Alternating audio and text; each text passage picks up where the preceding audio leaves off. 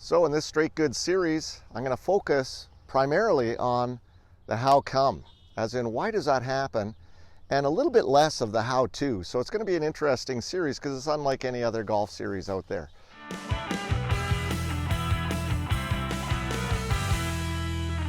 Today what we've got is I've missed the green short, and I've got a back left hole location, so I'm going to hit pitch shots from fairly flat lies.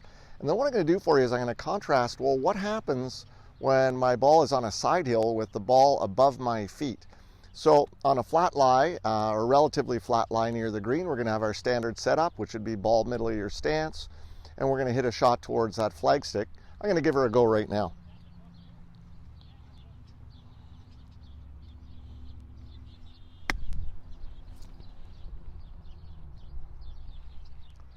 Let's compare that to what happens when I'm on a side hill with the ball above my feet.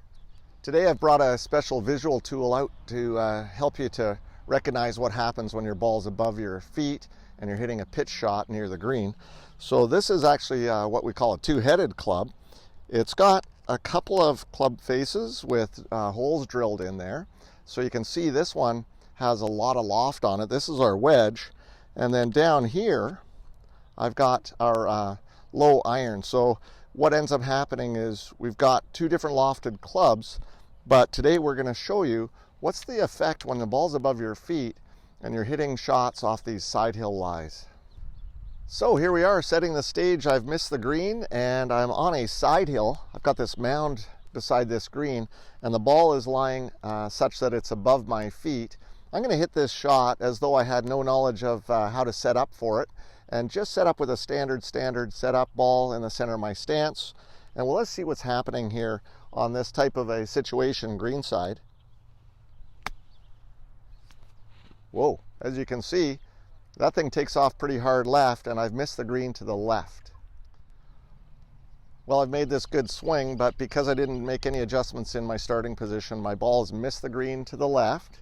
So I need to show you what you need to do before you execute your shot to deal with some of the geometry that's going on here. That's why I brought that two-headed club.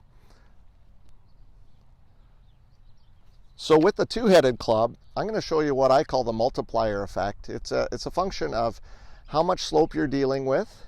In other words, how high is the ball above your feet, and also the amount of loft on the golf club. So what I'm going to do first is I'm going to set up with the club face neutral, but the ball is above my feet. So let's have a look at what that looks like. Well, geez, we can see that pointer is significantly left of target. And with this little visual, I'm going to show you what happens if the ball were even further above my feet. You see even more left influence. That's the multiplier effect of side hill and loft on the club. If we reduce the amount of loft on the club, then we don't have nearly the left influence off of that side hill lie.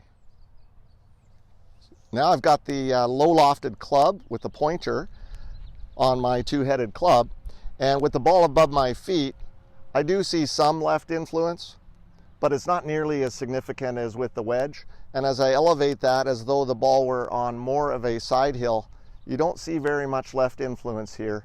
And that's just a function of geometry. So the multiplier effect is effectively described thus: ball high above your feet, in other words, a significant slope, multiplied by the amount of loft in your hand for the given shot. That means a lot of left influence. So I'm going to set up for this shot that I just tried, this time knowing that I've got a lot of left influence in this scenario. So what I'm going to do is I'm going to take my club and my body lines and I'm going to aim to the right, knowing that the ball is going to go left off of this type of lie.